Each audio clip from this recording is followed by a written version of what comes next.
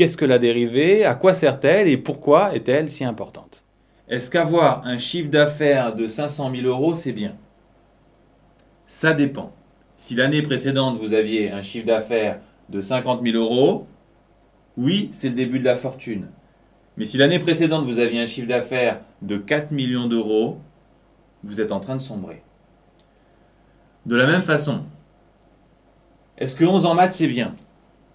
Ça dépend. Si le trimestre précédent, vous aviez 6, c'est super.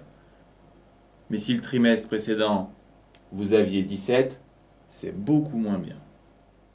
En fait, dans la plupart des phénomènes, la valeur est moins importante que son évolution et c'est justement ce que permet de mesurer la dérivée.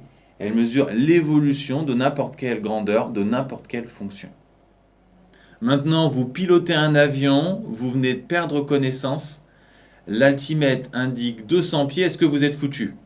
Évidemment, vous êtes en train de descendre, mais votre sort va dépendre d'une chose, la vitesse à laquelle vous descendez. Et là encore, la dérivée répond à la question. La dérivée permet donc de savoir si on monte ou on descend, mais également à quelle vitesse. En mathématiques, la dérivée permet donc de mesurer l'évolution d'une fonction. Et pour les droites, vous savez déjà le faire, grâce à la pente, qu'on appelle aussi coefficient directeur.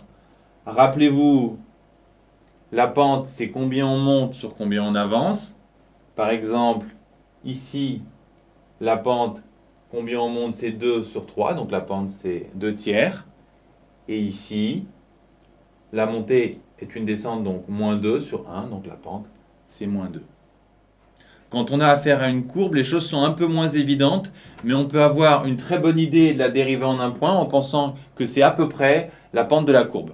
Regardons pour ce point, la pente est à peu près celle-ci, qui vaut environ moins 1,5, donc la dérivée est voisine de moins 1,5.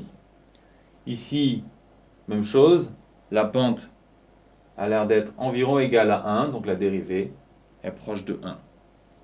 En ce dernier point, on a cessé de monter, on n'a pas commencé à descendre, la pente est nulle, donc la dérivée vaut 0. Sur cette zone, la courbe monte, les pentes sont donc positives, et donc la dérivée sera positive. Ici, c'est le contraire, la courbe descend, les pentes sont donc négatives, la dérivée de la fonction sera donc négative. Il existe donc un lien très fort entre les variations d'une fonction et le signe de ses dérivées. En conclusion, la dérivée nous permet deux choses.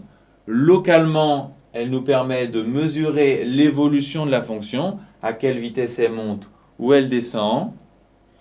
Elle fournit également un nouvel outil pour étudier les variations, puisque le signe de la dérivée donne directement les variations de la fonction.